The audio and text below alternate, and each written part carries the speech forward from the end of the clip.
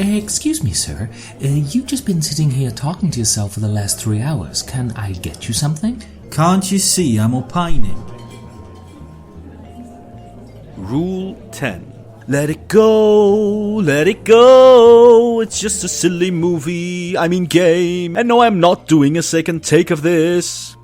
No matter what your kindergarten teacher might have told you, frustration is part of gaming.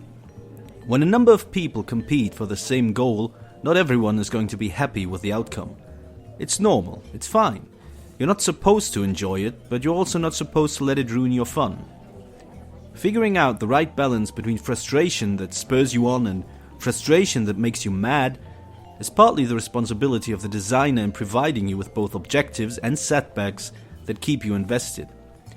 It's also in part the responsibility of your gaming group to give you both the support for getting in the ring, teasing you for winning, and acknowledging you for losing. And no, I'm not mixing those things up, I'm making a point. Bluntly, but a point nonetheless. And finally,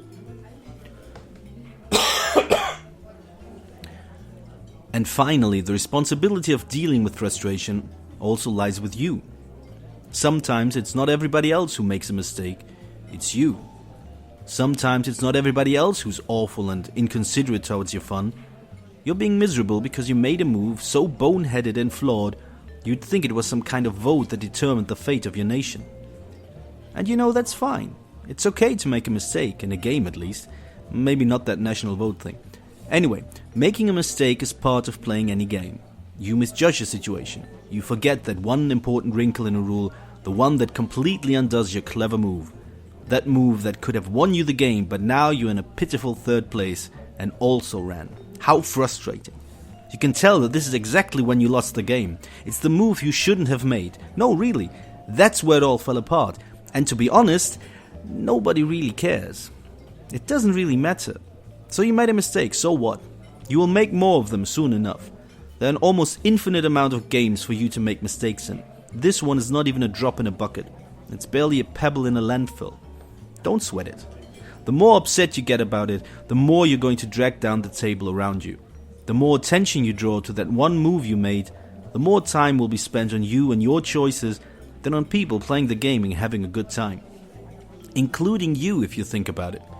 Would you rather obsess about things past or just enjoy the ride and see what else the game has to offer? Thought so. And in the same vein, recognize that people will also make mistakes. Some will benefit you, some will screw you over. Some are an error of judgment, some an error in applying the rules correctly, and some are just the always enticing brain farts that every one of us suffers from once in a while. Or maybe more than even once, that's fine too. People make mistakes, it's absolutely no help to make a big deal out of it, either to you or to the player wearing the dunce cap. And it's rule number 10. Be gracious when other players make mistakes and accept your own. So, well, that's pretty much it. I've more or less said my piece, or at least the piece I started some 18 months ago. While it may not be apparent, I don't consider any of these etiquette rules laws. There's no punishment for not following them. It's not proof of acting in bad faith when you break them. They are merely guidelines which, once you've started talking about them, shed some light on the underlying social dynamics of play.